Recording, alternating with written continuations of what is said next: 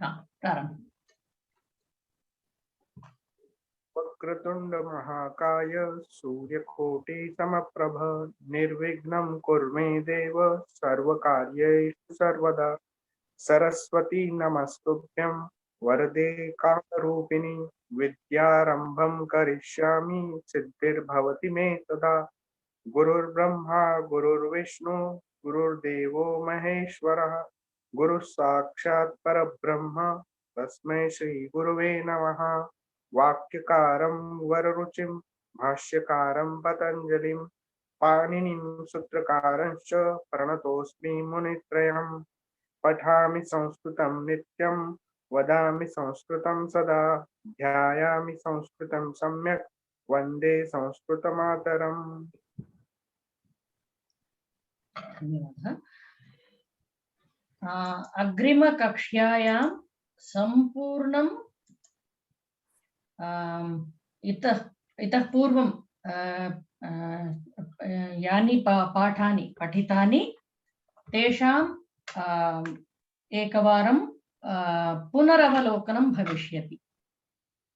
In the next class, we will be having a revision of all the topics done in the class till today, which will be done today also.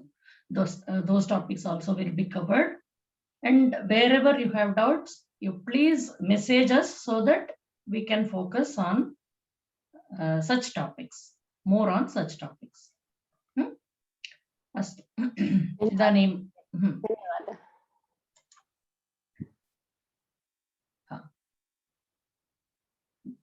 दृश्यते वा चित्रम्? आं महोदय।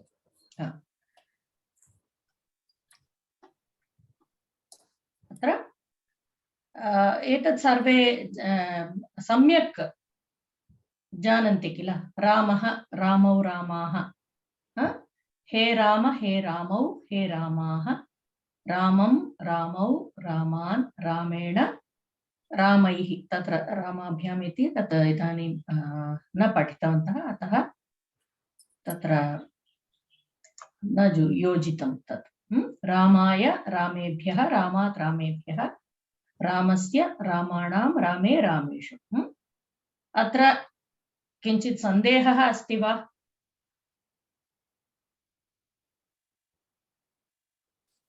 नास्ति। नास्ति। सीता आकारान्त स्त्रीलिंग शब्दः। सीता सीते सीताः, हे सीते हे सीते हे सीता, सीतां सीते सीताः, सीतया सीताभिः। अत्रापि न पठितवन्तः, अतः अत्र किञ्चित् अपि न योजितम्। सीतायै सीताभ्यः, सीतायाः सीताभ्यः, सीतायाः सीतानां, सीतायां सीतासु। अत्रापि किञ्चित् क्लेशः अस्ति वा? नास्ति। नास्ति। बहु सम्यक्। ईकारान्त स्त्रीलिंग शब्दः नदी शब्दः। नदी नद्यौ नद्यः, हे नदी हे नद्यौ हे नद्यः, नदीं नद्यौ नदीः, नद्या नदीभिः, नद्यै नदीभ्यः, नद्याः नदीभ्यः, नद्याः नदीनां, नद्यां नदीषु। अत्र किञ्चित् क्लेशः नास्ति। Mahoday, is there any simple way to remember all this? Like, is there any technique? Technique, tatra you remember one sentence for each of them. Okay. So that immediately you will recollect. Whenever you are doing ikaranta, you must remember how to use this prathama vibhakti. One sentence you remember, that applies to all the other words of ikaranta strilinga shabdaha, like janani. Okay. Then akaranta napumsakalinga shabdaha, phalam phale phalani, he phala he phale he phalani, phalam phale phalani, phalena phalaihi, phalaya phalebhyah, phalat phalebhyah, phalasya phalanam, phale phaleshu. Actually, one shloka I forgot. I'll try to get it somehow. If we, they say all the akaranta pullinga shabdas and then all the ikaranta pullinga shabdas, like that one group they have made. I don't have it right now with me. I'll try to get it somehow. Once we know that, it becomes very easy to remember. यः भवती गणमध्ये स्थापितवती किल विभक्ति ह्यः YouTube मध्ये आसीत् तत् सम्यक् आसीत् बहु सम्यक् अस्ति Mother, one Ramrasha, there is one shloka. Rajamati, I mean, like that. Ramo Rajamanihi sada vijayate. Ramenam bhyatam Ramanam bhyatam, I mean, that's the shloka. So that is a good example to remember. Yes, yes. One more shloka is there in Mukunda Mala Stotram. There, Krishno Rakshatuno Jagatraya Guru, Krishnam Namasyamyaham, Krishnena Amarashatravaha Vinihataha, Krishnaya Tasmai Namaha, Krishnat Eva Samuthitam Jagadidam Krishnasya Dasosmyaham, Krishne Tishtati Vishwametat Akhilam, He Krishna Rakshasvamam. There also, and all the vibhaktis come. That is also a very good shloka. Next time we will post that also. Astu. Here, atra. Eka Krishnam.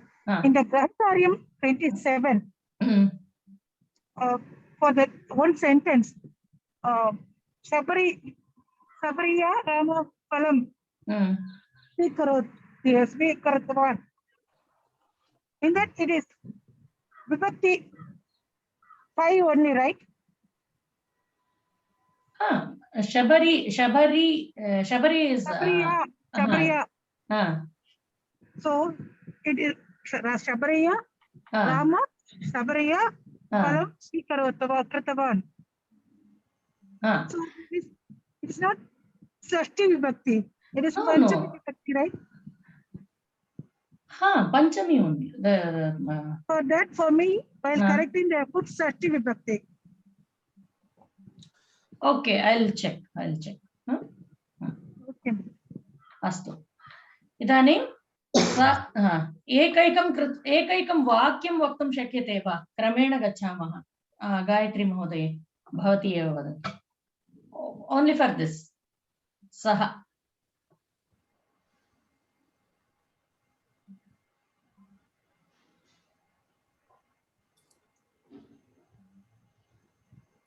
Gayatri Mahoday. Mahoday is traveling. Kridangane, Sayankale, Kridangane, Kridate. Kridati. Harsha Mahoday. Adya Haraprasad Mahoday asti va?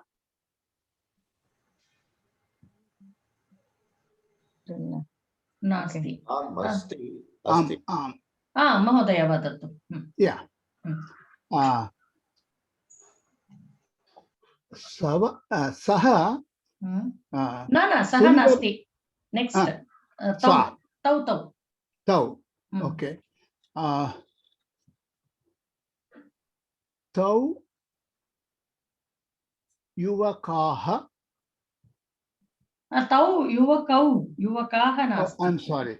Tau Tau Yuvakau Bangalore Nagarataha Agachataha. Harsha Mahoday.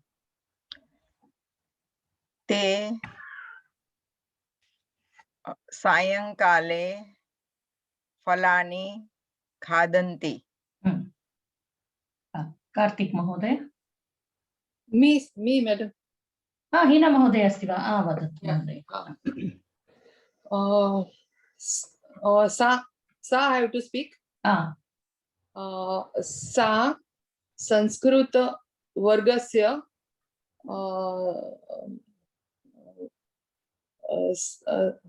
साधकाः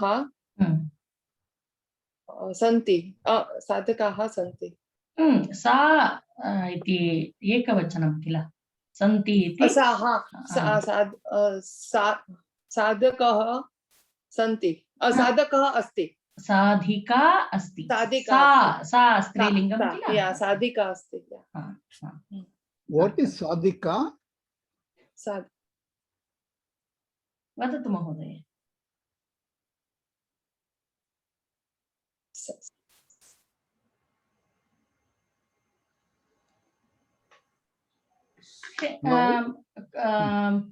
a teacher or a coordinator you can say No, coordinator. Ah. Oh, sadhika. Okay. Sadhika Okay. Kartik महोदय आं महोदय ते पुस्तकालयात् पुस्तकानि आनीतः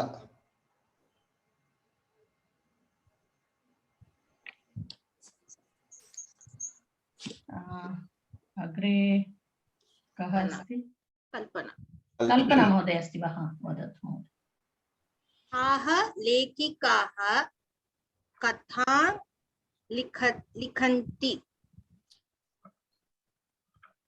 हा कथाः लिखन्ति निर्मल महोदय वा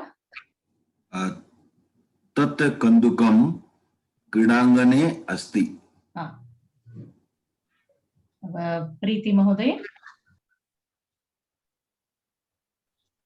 ते फलानि कर्तयन्ति द्विवचनं न नपुंसकलिङ्गं ते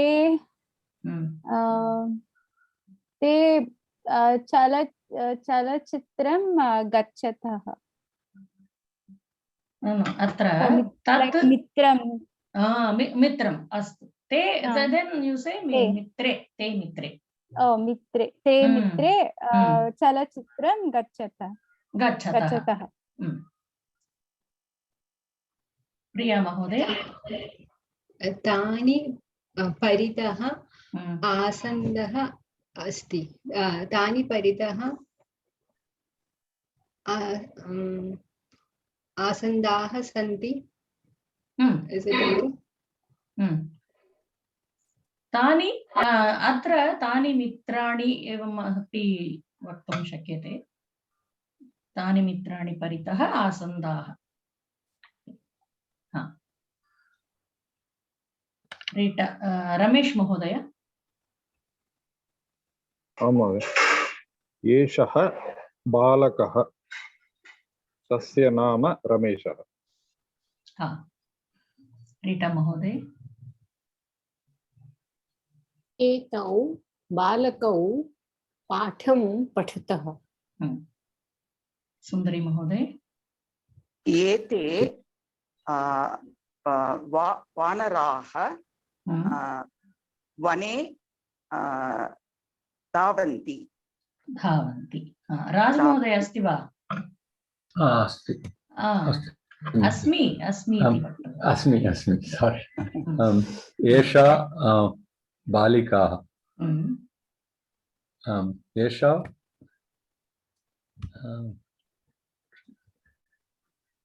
प्रथमा विभक्ति एषा गीतं गायति वा बालिका किं करोति एषा बालिका गीतं गायति योगेश महोदय एते महिले रङ्गावली रचयत रचयतः सम्यक् गायत्री महोदय महोदय एताः स्त्रीलिङ्ग बहुवचनम् एताः महिलाः नद्या जलम् आनीतवती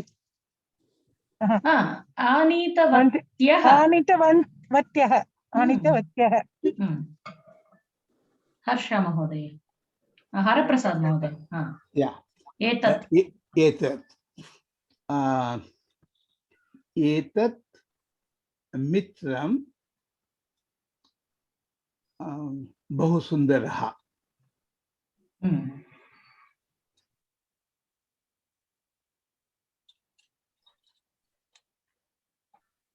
हर्ष महोदय। ओके। एते उपनेत्रे उत्पीठिकायां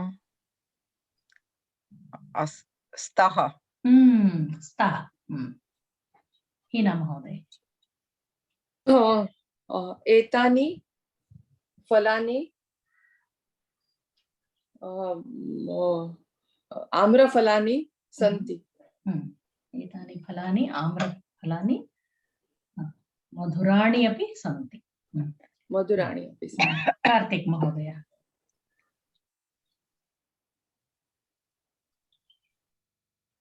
कः वनं गच्छति? कल्पना महोदय।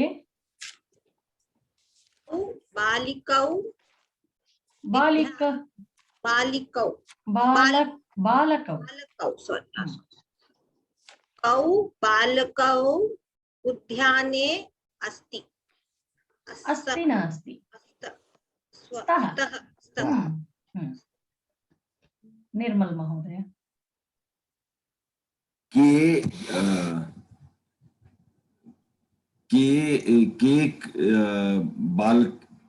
बालकाः क्रीडन्ति। के बालकाः क्रीडन्ति। प्रीति महोदय। का छात्रा अत्र अस्ति। प्रिया महोदय। के महिले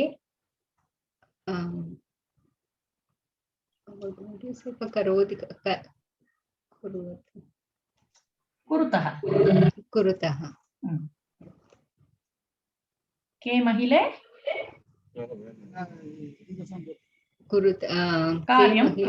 कार्यं कुरुतः। गायत्री महोदय म्यूट प्लीज।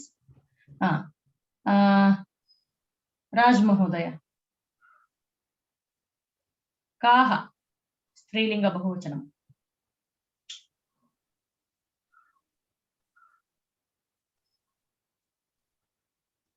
काः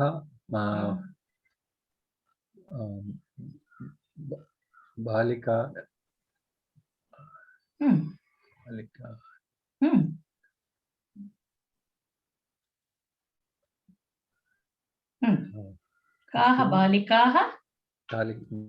काः बालिकाः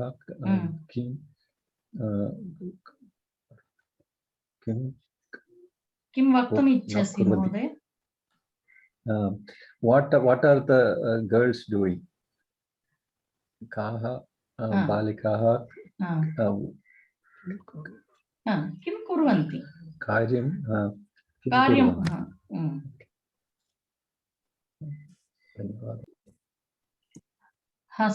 रमेश महोदय। किं फलं मधुरम् अस्ति। रीटा महोदय।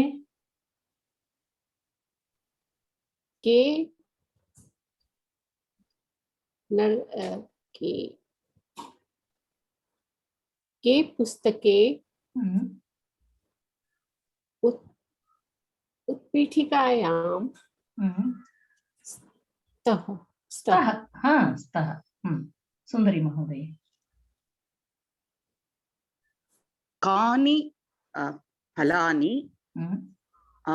आसन्ते स्वः। आसन्ते बहुवचनं किल। आसन्ते सन्ति।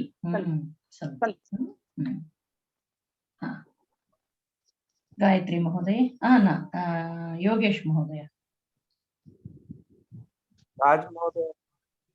राज महोदय अभवत् किल। ओके यह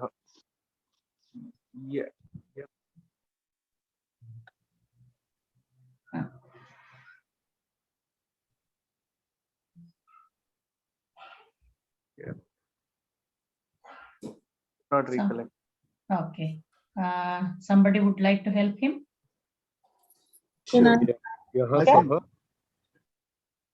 यः सः कार्यं सम्यक् करोति। यः शिक्षकः। यः कार्यं सम्यक् करोति सः शिक्षकः। सः Okay. Can I speak? यः पश्यति सः जानाति. सम्यक्. धन्यवाद महोदय. गायत्री महोदय. यः पाचकः यौ पाचकः पाचकौ तौ रोटिकां पचन्ति. पचतः. हरप्रसाद महोदय.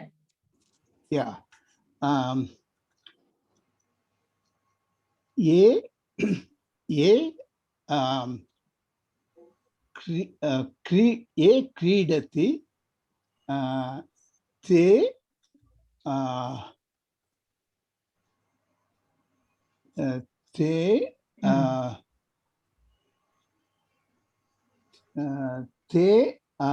बालकाः. ते बालकाः. ये क्रीडन्ति ते बालकाः. ते बालकाः. हर्ष महोदय. या महिला रोटिकां पचति सा मम जननी. हिना महोदय.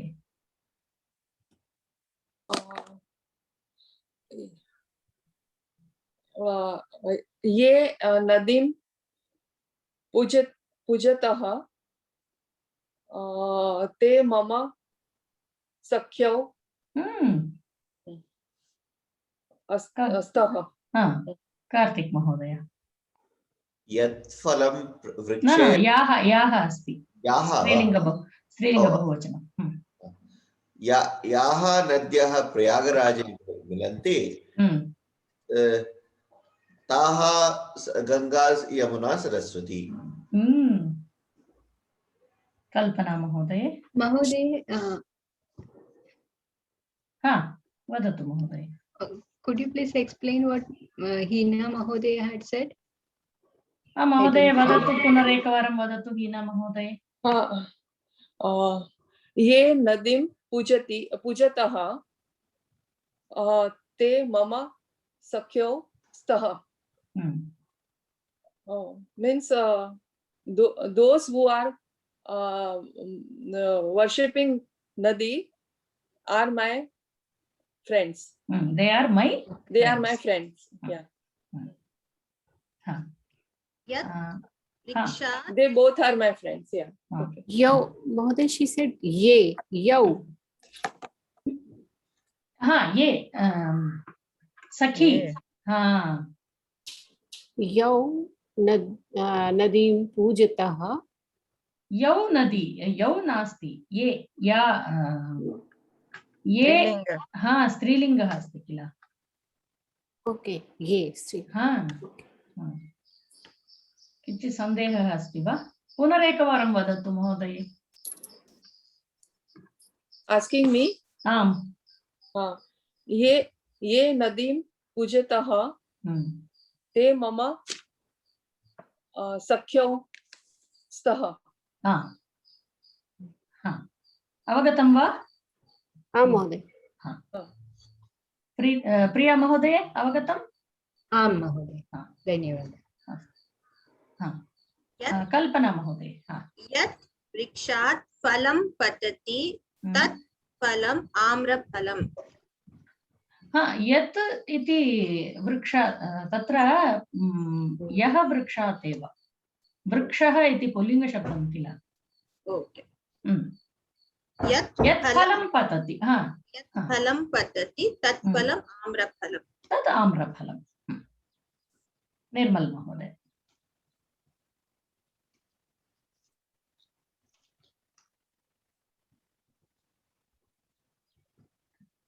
निर्मल महोदय. सॉरी, ये पुस्तके उत्तमं स्त ते पुस्तके संस्कृतम्.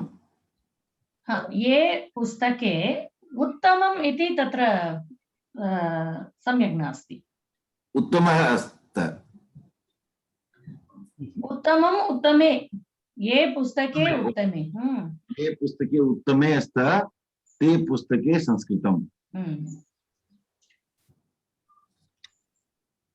संस्कृते ते पुस्तके संस्कृते स्तः प्रीति महोदय यानि स्फुरन्ति तानि नयनानि यानि स्फुरन्ति तानि नयनानि राज महोदय न प्रिया महोदय वा अहं संस्कृतं सम्यक् पठामि राज महोदय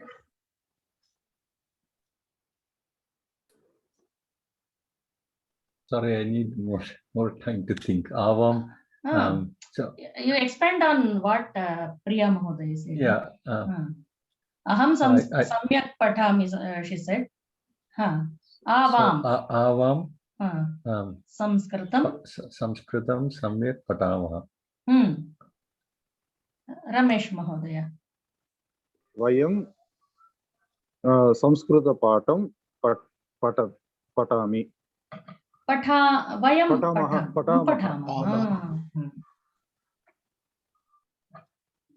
Rita Mahoday. अत्र एकः विशालकायः पर्वतः अस्ति अस्तु सुन्दरी महोदय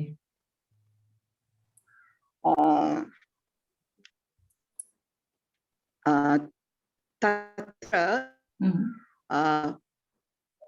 आम्रफले स्तः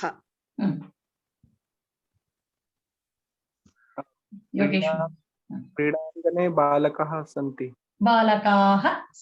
क्रीडाङ्गणे बालकाः सन्ति गायत्री महोदय अमी महोदय आगतवती वा अमी महोदय वदतु अस्मि आम् अहं कार्य कक्ष्यायाम् अस्मि डोंट फॉरगेट मी अस्तु वदतु महोदय you wanted to say something कार्यालयम् अस्मि that's what कार्यालये अस्मि गायत्री महोदय आवा भोजनं खादावः हरप्रसाद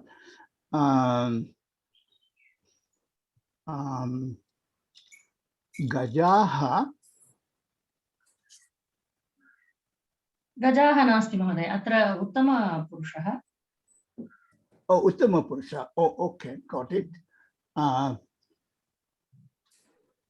गजा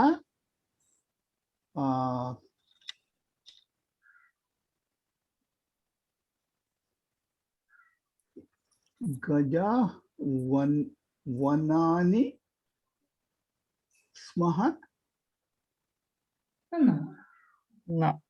no you see you want uttama purusha smaha so uttama purusha is so I'm not clear about what you are requiring. First person.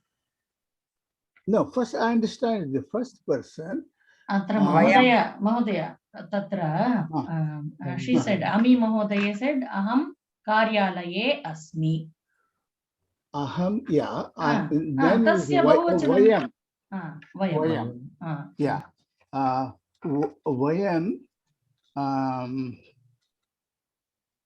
vayam Nagarahole vane tatra you said gaja aham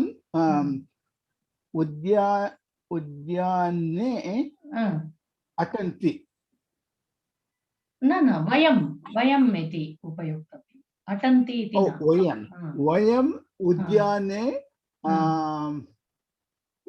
अटस्मः अटामः अटामि अटावः अटामः you mean by atamah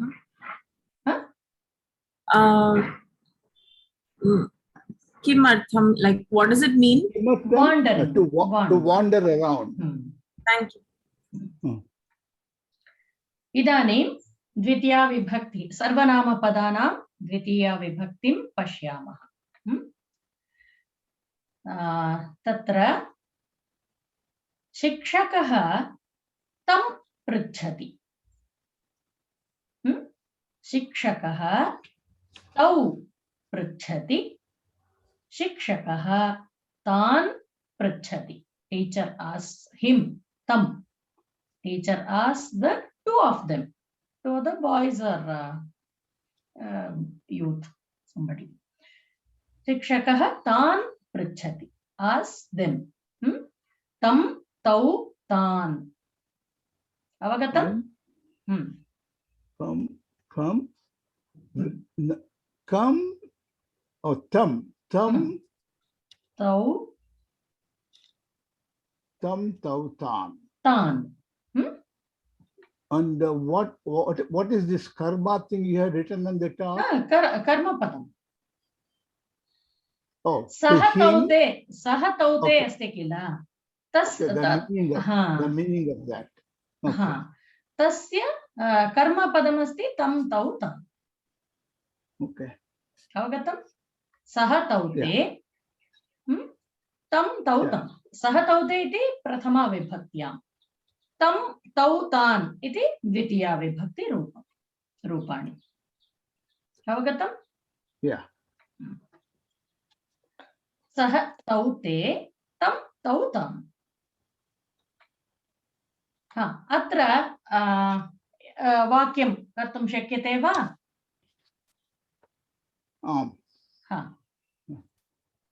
Gayatri Mahoday. Janani tam agachati. No. Ahvayati. Janani tam ahvayati. Haraprasad Mahoday. Okay.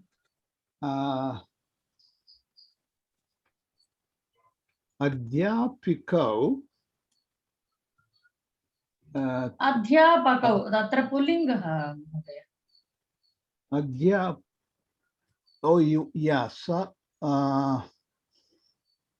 Yeah, saha taute is a pullinga. Adhyapakau.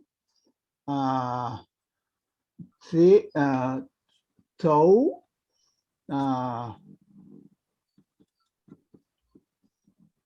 Tau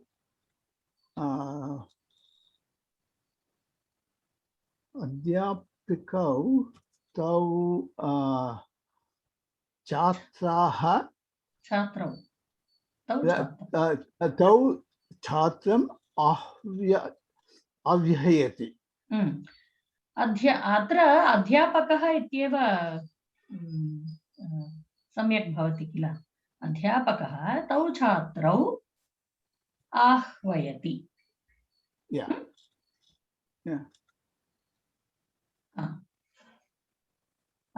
हर्ष महोदय रामः तान् पृच्छति Rama asks them. Tan pruchhati. What is the meaning? Rama, when we say Rama Tan Pruchhati, what is the meaning? Ram is asking them. Oh, okay.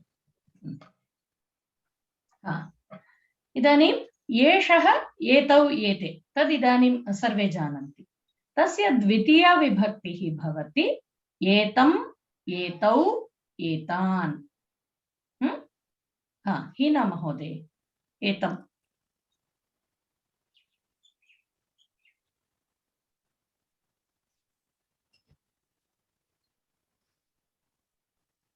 हीना महोदय अस्ति वा सः एतं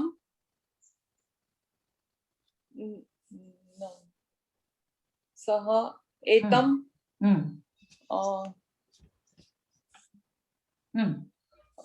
प्रश्नं पृच्छति सः एतं प्रश्नं पृच्छति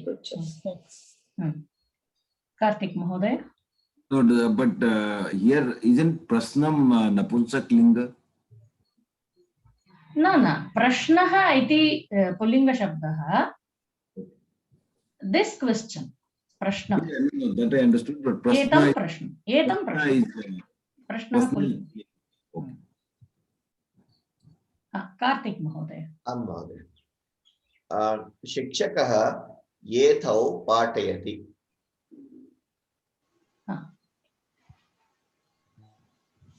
एतौ पाठौ इति वक्तुं शक्यते वा?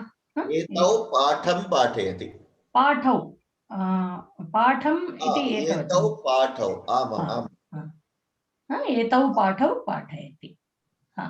कल्पना महोदय. पाठौ भवति वा?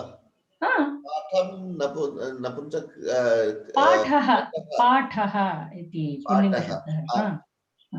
अस्तु अस्तु. पाठः, श्लोकः, मन्त्रः तत्सर्वं पुल्लिङ्ग ते सर्वे पुल्लिङ्गशब्दाः. अतः पाठं पाठौ पाठान्. यदि वयं एतौ बालिके पाठयति, तद् स्त्रीलिङ्गशब्दः किल?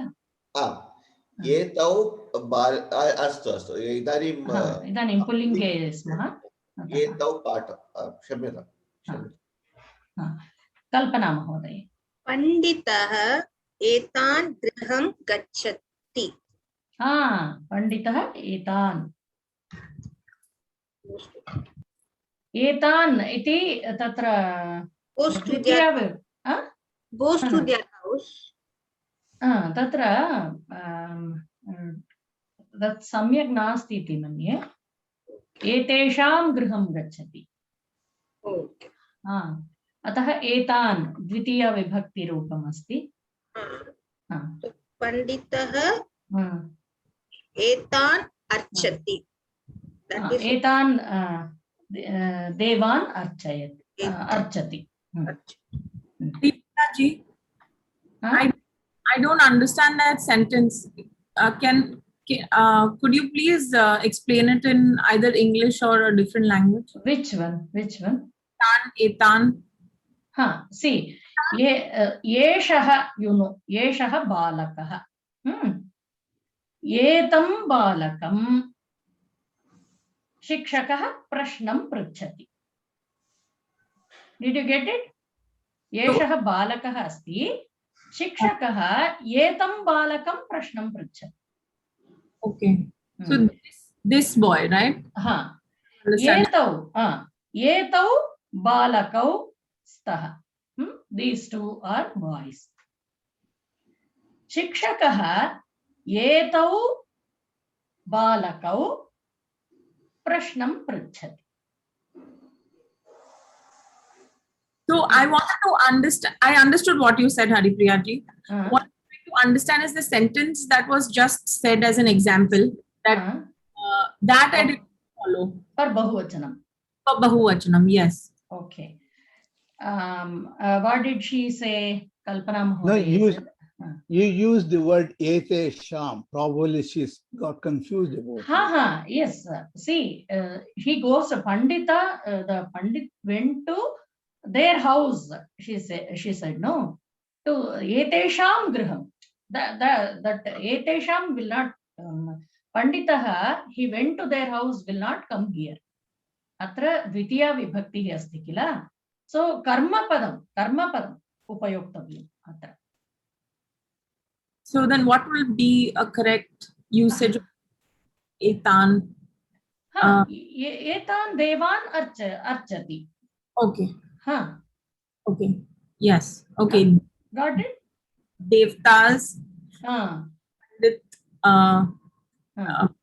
Does puja of.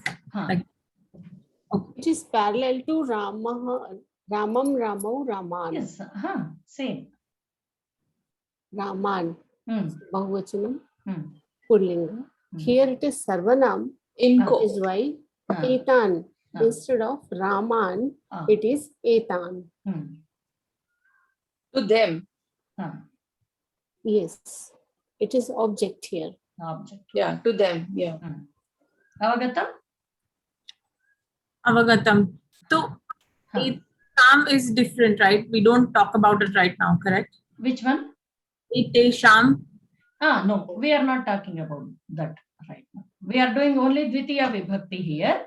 So he went to their place, that is unke ghar gaye, like that. So that will not come here. अगर इसको हिंदी में करना है तो कौन सा? पंडित जी एतान देवान पूज अर्चति. That's what she said, no? पंडित जी इन देवों को पूजते हैं. हाँ, पूजते हैं.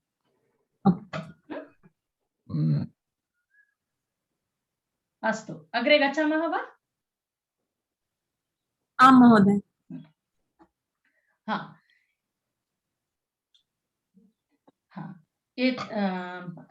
शिक्षकः कं पृच्छति? शिक्षकः तं एतं छात्रं पृच्छति.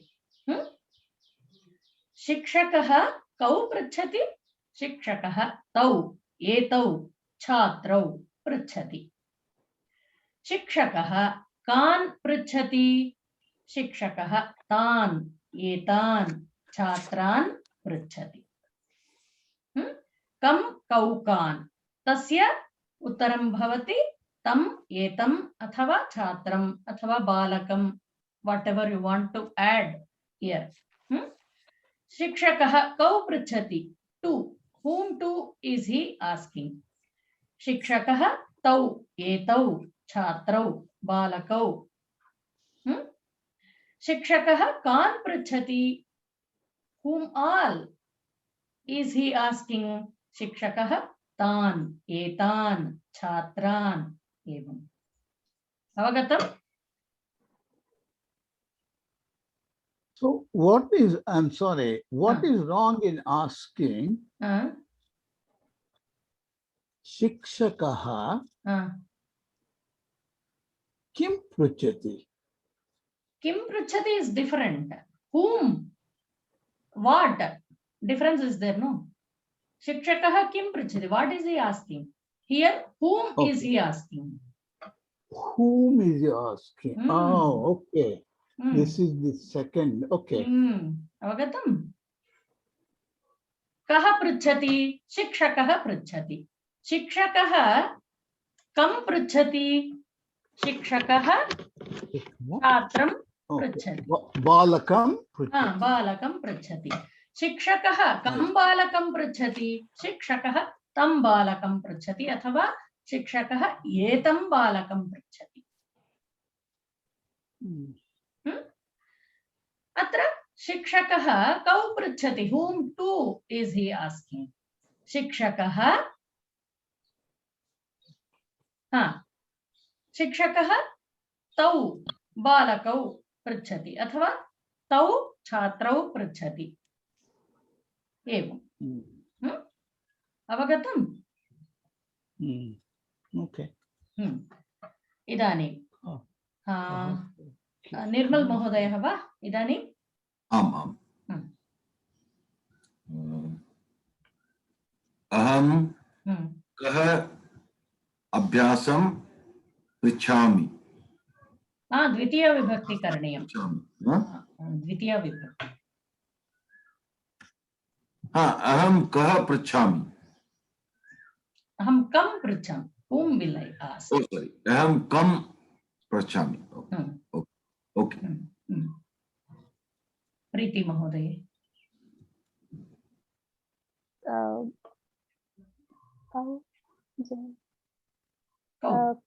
कौ जनौ अर्चयति? No. Kau devau. How do you ask? Kau devau archayati? Kau devau archayati. Kau devau archayati. Priya Mahoday. Kau devau archayati means who? Which two gods? Which two gods? Okay. Which two gods are we offering? No.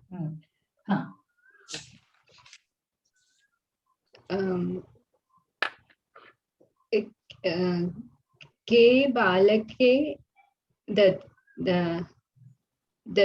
ददति। न न न द्वितीया विभक्ति बहुवचनं कान् इति अस्ति किल। ओके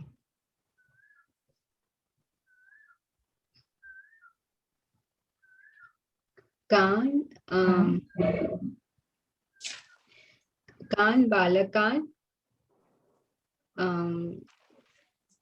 ददति। कान् बालकान् शिक्षकः आह्वयति इति वक्तुं शक्यते। कान् बालकान् शिक्षकः आह्वयति। आह्वयति, पृच्छति, वदति, निर्दिशति, वट् एवर् यु वाण्ट्। अवगतम्? आम् महोदय। इदानीं राज महोदय।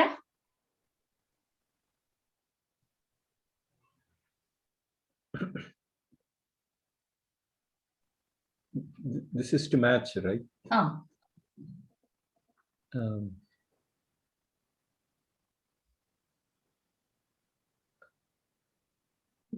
Guruhu एषः अत्र मध्यमकोष्ठके अस्ति। This has to be changed, right?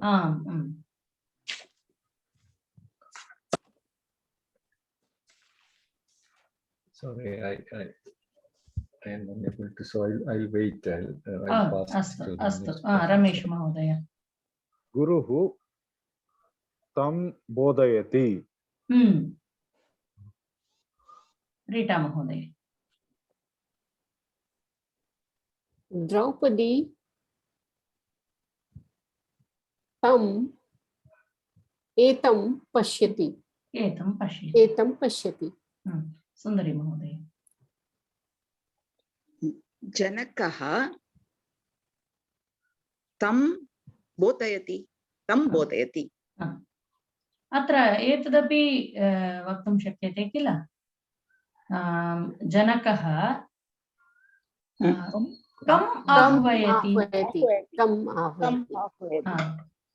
एवमेव द्रौपदी कं पश्यति। Many combinations can be made.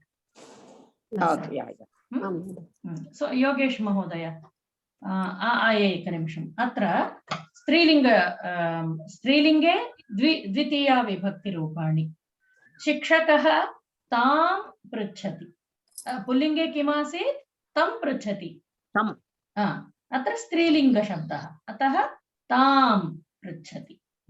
शिक्षकः ते पृच्छति। Teacher asked the two of them. शिक्षकः ताः पृच्छति। Teacher asked them all. तं तां ते ताः। अत्र योगेश महोदय।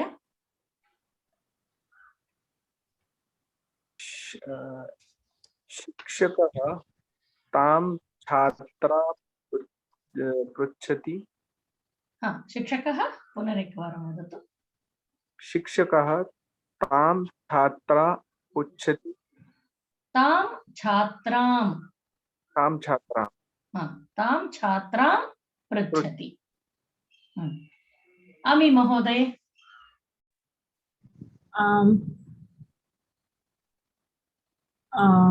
अध्यापिका ते बालिके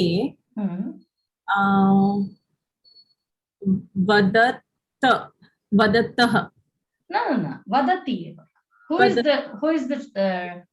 the person saying? अध्यापिका वदति। अध्यापिका वदति। ते बालिके वदति। अध्यापिका के वदति। अध्यापिका if it is एकवचनम्, अध्यापिका कां वदति। अध्यापिका तां वदति। अध्यापिका के वदति। अध्यापिका ते वदति। te vadati. Okay, we don't need to specify balike again after that. No need. If you want, you can say balike, mahile. Okay. Like. Excuse me. Is it possible to construct a sentence for te like te balike kutra gachati? Tattu te balike, it will become prathama vibhakti, no? Okay. Those two girls, where are they going? Where are the two girls going? Here it is karma padamasti. Okay. They are being addressed or something like that. Okay.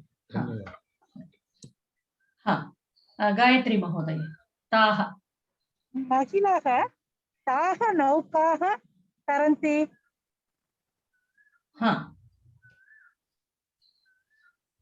Tatra ta naukaha अन्यत् किमपि वदतु महोदये तदि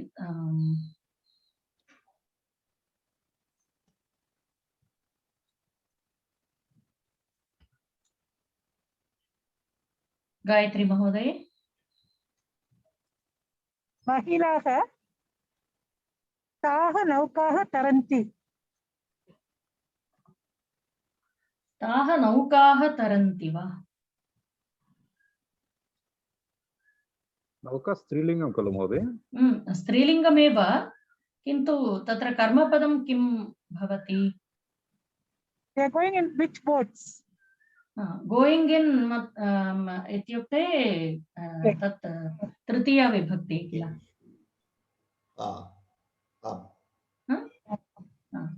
नौकाभिः अतः तत्र you have to make change your sentence.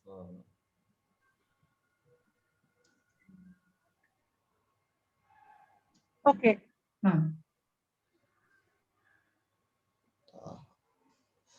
महिलाः ताः नौकाः स्पृशन्ति स्पृशन्ति वा अस्तु ताः पश्यन्ति स्पृशन्ति पश्यन्ति महिलाः ताः नौकाः पश्यन्ति अथवा ताः नदीः गच्छन्ति तथापि वक्तुं शक्यते ताः रोटिकाः पचन्ति हरप्रसाद महोदय सन्देहः अस्ति वा I am getting confused between karma padam and padam in these things. But anyway, let me try. Archakaha te archakaha te bhakte shlokan pashyati. अर्चकः पश्यति तद् सम्यक् अस्ति किं पश्यति कं पश्यति श्लोकान् ते श्लोकान् अत्र स्त्रीलिङ्गशब्दं किल तां ते ताः इति श्लोकः इति पुल्लिङ्गमस्ति ओके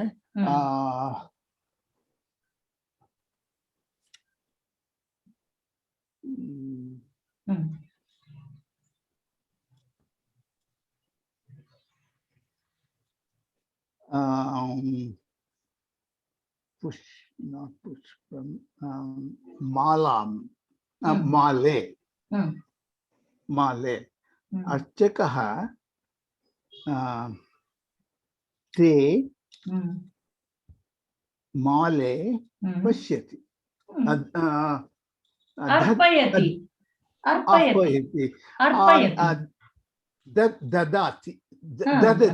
ददाति yeah see अर्चकः माले अर्पयति इत्यपि वक्तुं शक्यते so he is offering yeah to offering to two of them न अत्र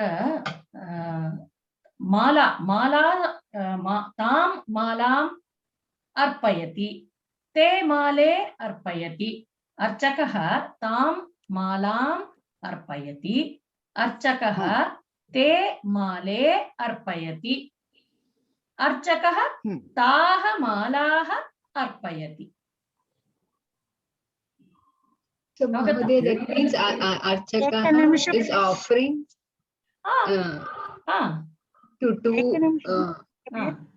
to whom? Don't worry about it. Now only you have to practice this Dvitiya Vibhakti of Tat Shabdah, Strilinge. Mala Shabdah. Gayatri Mahodaya. One sentence. Archakaha tam devim pujayati. Right? Astu. Atra, see, Haraprasad Mahodaya. Atra, you took this, you chose this Mala Shabda, right? Yeah. Atra, that Mala is being offered. Tam Malam, Archakaha, Tam Malam Arpayati. Okay? Correct. Yeah. Archaka. Now, there are two garlands. Okay. Archakaha. Te male arpayati. Yeah. Taha malaha. Yeah. Taha malaha arpayati. Avagatam? Those garlands. He offered those garlands. Okay. So Tam means what? Malayannu in Kannada. Malayannu. Oh, okay. Okay. Got it. Okay. Malayannu. Got it. Idanim etad shabdah strilingi. Idanim kah vadati? Na Mahodaya. Kartik Mahodaya vadatu.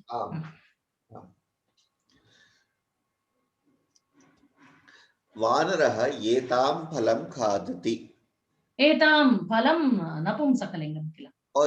एषा एते अस्तु क्षम्यताम् स्त्रीलिङ्गप्रयोगम् आवां एतां नदीं पश्यामः. वयं एतां नदीं पश्यामः. Can I speak? महिला एते रोटिकां पचतः.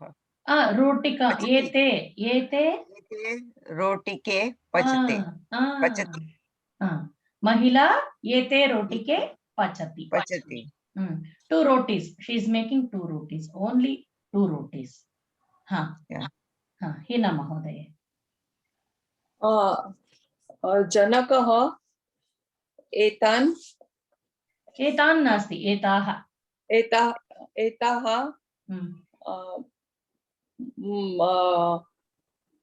पुत्र्याः सङ्गणकं ददाति. तत्र ददति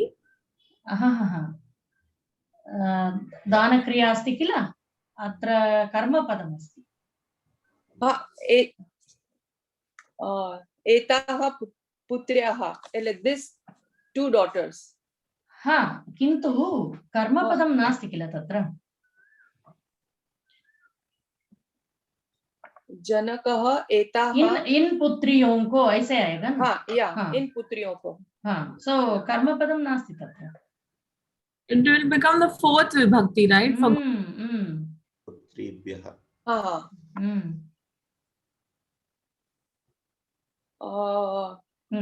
जनकः एताः प्रश्नं पृच्छति.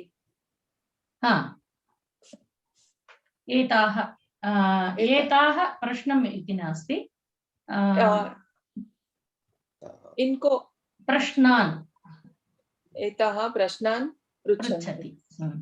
पृच्छति. जनकः एताः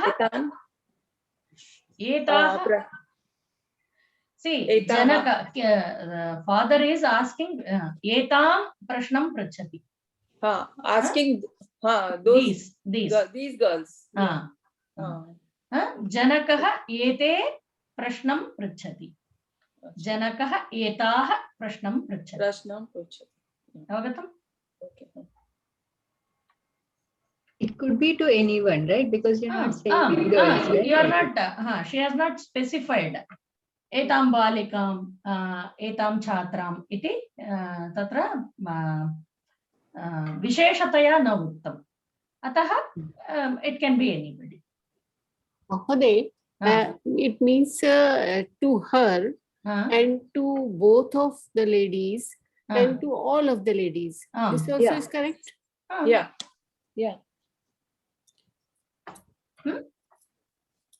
Offering one mala to the god and offering 2 malas to the god, then offering many malas to the god. Evameva. Haripriya ji is offering and giving same thing, so it is attached to fourth vibhakti. No, atra the receiver will be in fourth vibhakti, chaturthi vibhakti. Okay.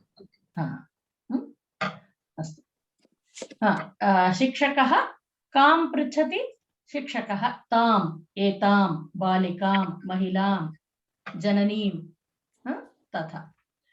शिक्षकः के पृच्छति? शिक्षकः ते, एते, बालिके. शिक्षकः काः पृच्छति? शिक्षकः ताः, एताः बालिकाः पृच्छति. अवगतम्? If you write 10 sentences, then you will understand in each of them. Yeah, now it's all confusing. Yes. Because I'm confused. Yes, it confuses a bit. But if you write down 10 sentences for each of them, like tam, 10 sentences, etam, 10 sentences, then you will get clarity. Astu. इदानीं कः वदति? कल्पना महोदय वा? किं शब्दस्य द्वितीया विभक्तिरूपम्?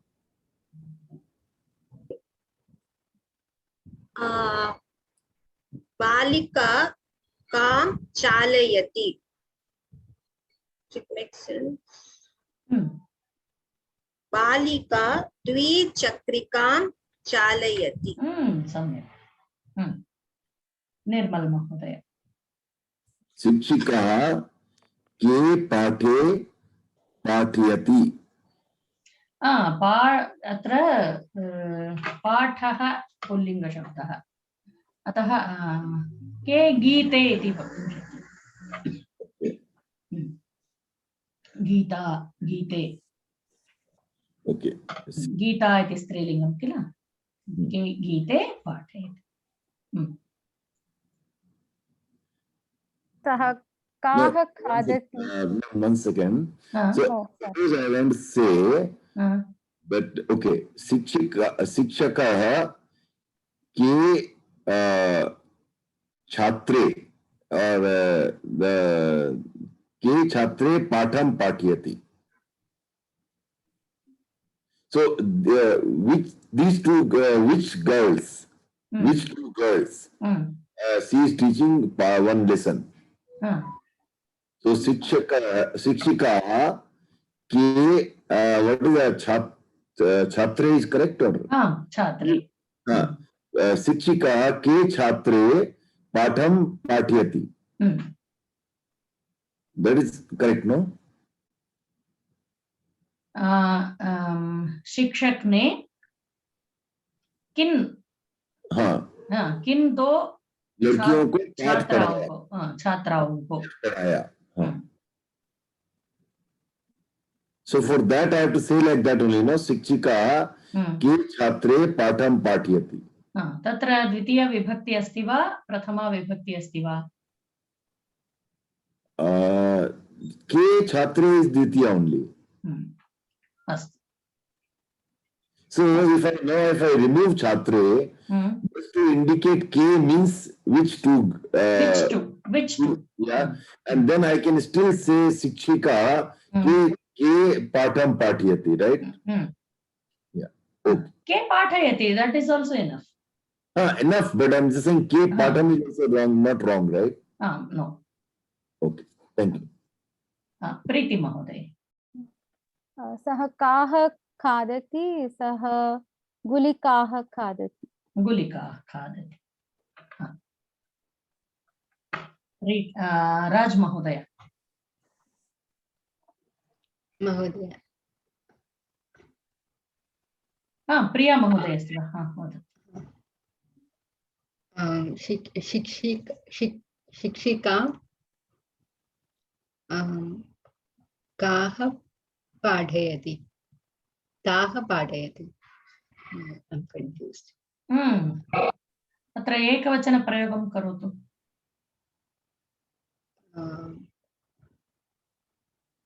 Is it tam? No. I pass. Sorry. राज महोदय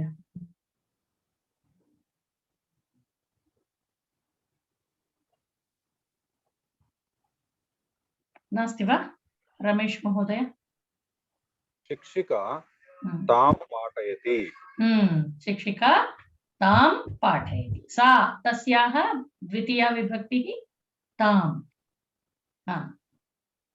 रीटा महोदय जननी एताम् उपहारम् आनयति जननी एताम् आनयति आनयति उपहारम् इति न तत्र सुन्दरी महोदय पुरुषः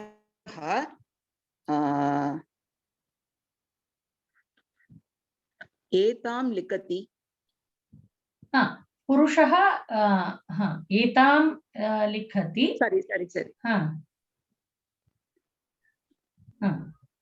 काम् आनयति that also is correct पुरुषः काम् आनयति पुरुषः काम् आनयति इदानीं तत् शब्दः द्वितीया विभक्तिरूपाणि नपुंसकलिङ्गे वानरः तत् फलं खादति वानरः ते फले खादति तत् ते वानरः तानि फलानि खादति तत् ते तानि योगेश महोदय द्वितीया विभक्ति बालकः तत् कन्दुकं क्रीडति अमी महोदय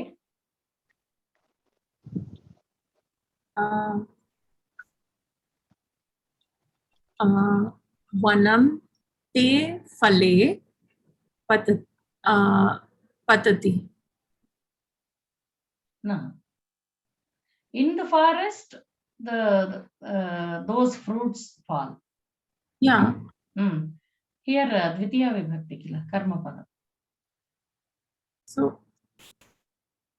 we can't do vane te fale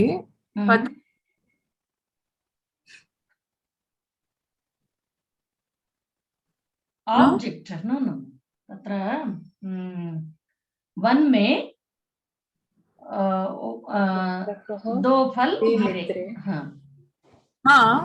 so te fale doesn't work in this no phalam phale phalani phalam phale phalani so it's see phalam phale phalani tat te tani prathama vibhakti but even dvitiya in napusakaling is same right same but where is the karma how do you differentiate between the prathama vibhakti and dvitiya vibhakti they are the same I agree but how will you differentiate between them that is the big question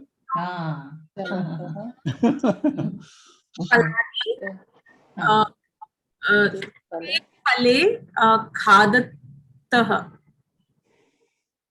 पुनरेकवारं वदतु बालकः ते फले खादति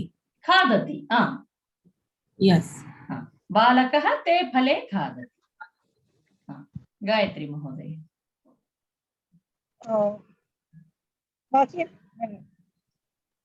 अहं ते क्षेत्रे न बहुवचनं बहुवचनं वदतु। बहुवचन और द्विवचन? द्वितीया विभक्त्यां बहुवचनं। बहुवचन, ओके। वयं तानि क्षेत्राणि आगच्छन्ति। वयं किल आगच्छामः। सॉरी। पुनरेकवारं। तानि क्षेत्राणि आगच्छामः। हाँ, हरप्रसाद महोदय। एतत्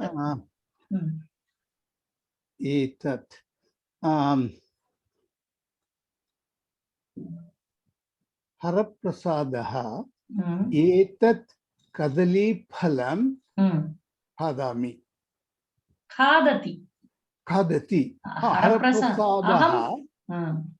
Harprasad is the third person.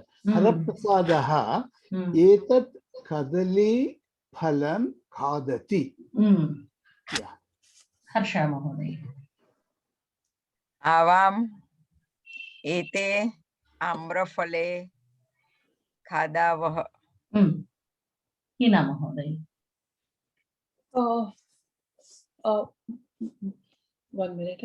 वयम एतानि पुष्पाणि जिघ्रामः। एतानि पुष्पाणि जिघ्रामः। What is the last word? जिघ्रामः। जिघ्रति. What does it mean? जिघ्रामः. Smell. That is smell. Yeah. Smelling. घ्राणं. जिघ्राण. जिघ्रामि. जिघ्रामः। इदानीं किं शब्दः नपुंसकलिङ्गे। वानरः किं खादति? वानरः तत् फलम् एतत् फलम् आम्रफलं खादति। वानरः के खादति? वानरः ते फले एते फले आम्रफले खादति। वानरः कानि फलानि खादति? वानरः तानि फलानि एतानि फलानि आम्रफलानि खादति।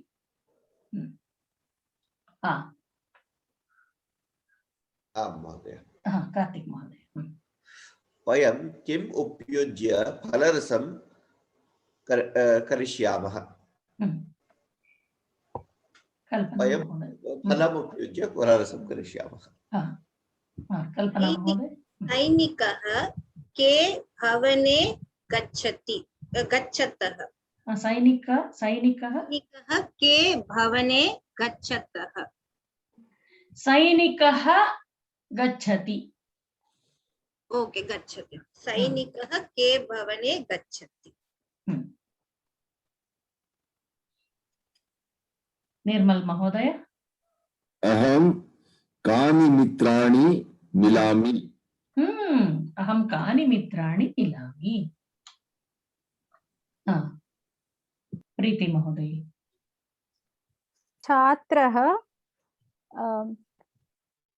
तत् पठति। तत् पुस्तकं पठति। तत् पुस्तकं। प्रिया महोदय। बालिका एतत् फलं खादति। राज महोदय।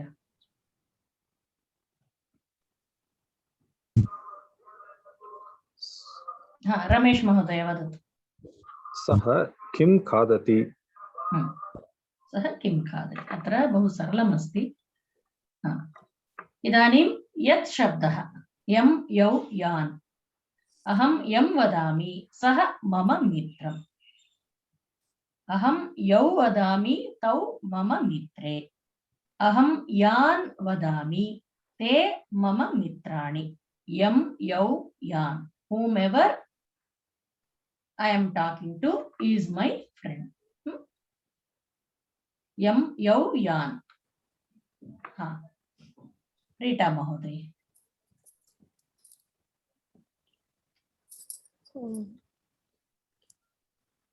अहं यं पश्यामि सः मम मित्रः मित्रमेव मित्रम् मित्रः if you say mitrah it is surya sun god okay मित्रः अपि अत्र मित्रः अपि वक्तुं शक्यते my friend न सूर्यः मित्रः if you say it is sun god okay otherwise mitram friend is mitram sun god is mitrah okay aham yam pashyami सः मम मित्रं मम मित्रं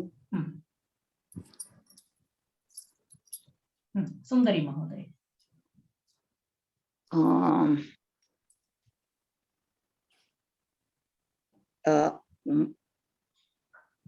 अहं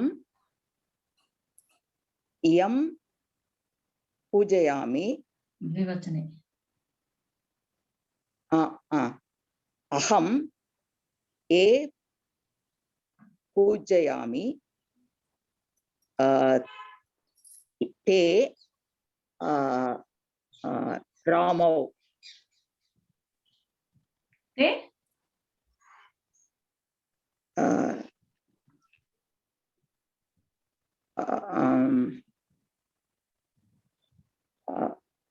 what do you want to say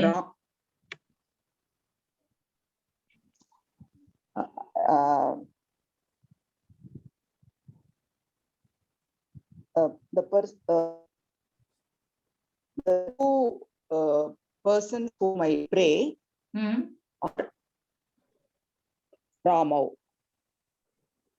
ते मम माता पितरौ that also you can say pardon ते मम माता पितरौ my parents okay te mama mata pitarau yam ye aham prartha ye namami aham namami te mama माता पितरौ मम माता पितरौ योगेश महोदय यान् क्रीडन्ति तान् मम मित्राणि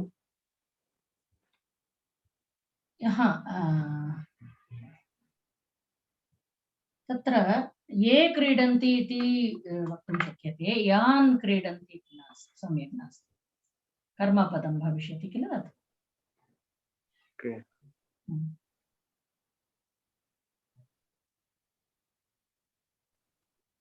जिन लोगों को ऐसे aham yan kridati then we can continue the sentence no karta in it and then you're making no जिनको यम जिनको ऐसे आएगा अहं यां रमामि तानि मम मित्राणि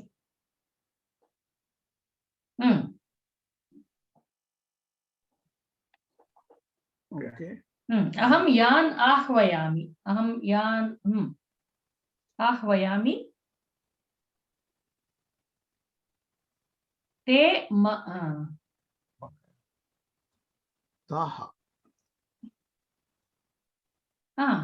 अहं यान् आह्वयामि ते मम मित्राणि ते तानि मम मित्राणि महोदय एकः प्रश्नः अस्ति प्रथम उदाहरणे भवती मित्रम् उपयोगं कृतवती मित्रं शब्दः तत् मित्रं भविष्यति किल आम् आम् यत् पश्यति यत् तत् भविष्यति आम् आम् महोदय अत्र मित्रः इति सूर्यः भविष्यति तदर्थं यत् तत् उपयोगं सम्यक् इति मन्ये। न न मित्रः इत्यत्र यम् यः मित्रः सम्यक् अस्ति। मित्रं यदि वयम् उपयोगं कर्तुं शक्यते चेत् तदा यत् यत् तत् तथा यत् अतः अत्र मित्राणि इति पुल्लिङ्गः नास्ति किल, अतः अन्यत् किमपि यानि तानि उपयोगं। यान् बालकान् तथा वक्तुं शक्यते। यान् बालकान् पश्यति तान् बालकाः बालकान् एव बालकं बालकौ बालकम्। अस्तु महोदय। यान् अहं वदामि तान् मम सख्यः।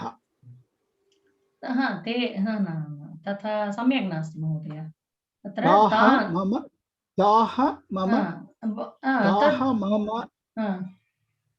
न यान् अहं वदामि ते एव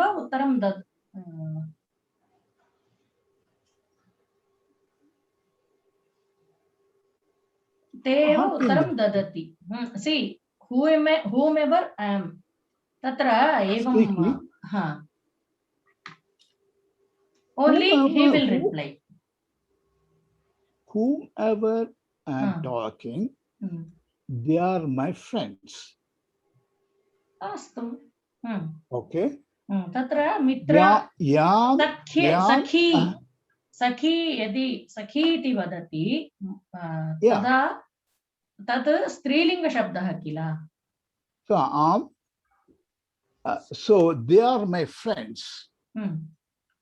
Okay. अत्र पुल्लिङ्गं ताः मम सख्यः नद्यः सख्यः। But here we are dealing with pullinga shabda, no? We are doing pullinga. Okay.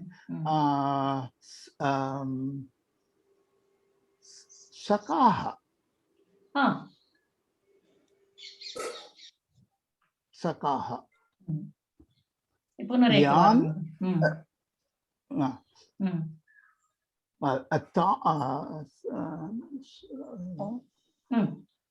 ताः मम सखाः।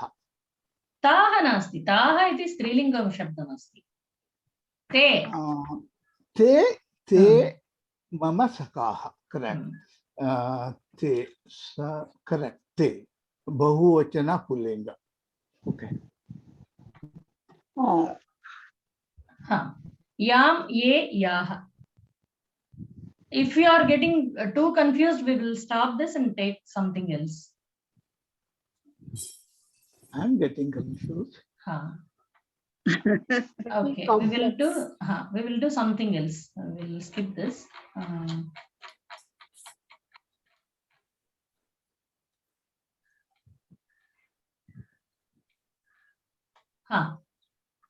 श्लोकम् अस्ति, श्लोकः अस्ति, कः पठति? आम्।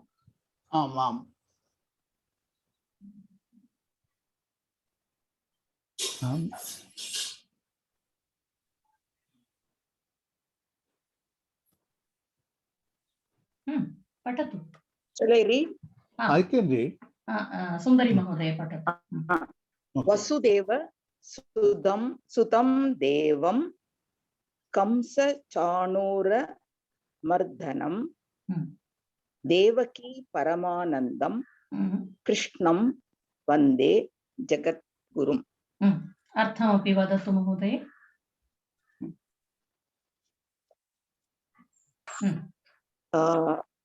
वसुदेवस्य the son of Vasudeva. एवं नास्ति महोदय। अत्र पश्यतु क्रियापदं किमस्ति तत् प्रथमं तस्य क्रियापदं स्वीकृत्य क्रियापदं स्वीकृत्य तदनन्तरम् अन्यत् वदनीयं। वन्दे इति क्रियापदमस्ति। कः वन्दे? कः वन्दे? अहं वन्दे। कृष्णं वन्दे। अहं वन्दे। I do the vandana kriya. Aham kam vande? Krishnam. Aham Krishnam vande. Aham kidrusham Krishnam vande.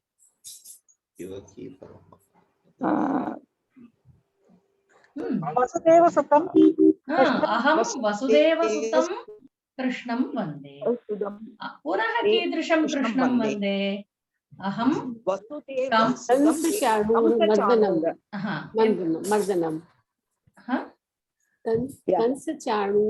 मर्दनं सदृश्य एकनिमिषम् अहं वसुदेवसुतं कंसचाणूरमर्दनं देवं कृष्णं वन्दे। पुनः कीदृशं कृष्णं वन्दे? अहं वसुदेवसुतं कंसचाणूरमर्दनं देवकी परमानन्दं देवं कृष्णं वन्दे। पुनः कीदृशं कृष्णं? जगद्गुरु। जगद्गुरुम्। अहं वसुदेवसुतं कंसचाणूरमर्दनं देवकी परमानन्दं जगद्गुरुं देवं कृष्णं वन्दे।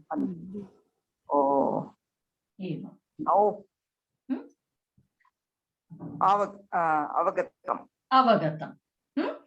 Kidrisha means what sort? What sort of? What sort?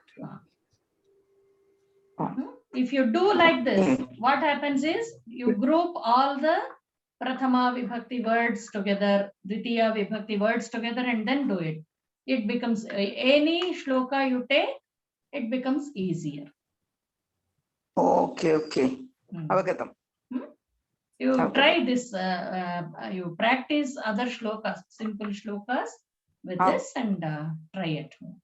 Sure. धन्यवादः महोदय। इदानीं समयः अपि अभवत्। अग्रिमकक्ष्यायां only revision would be there.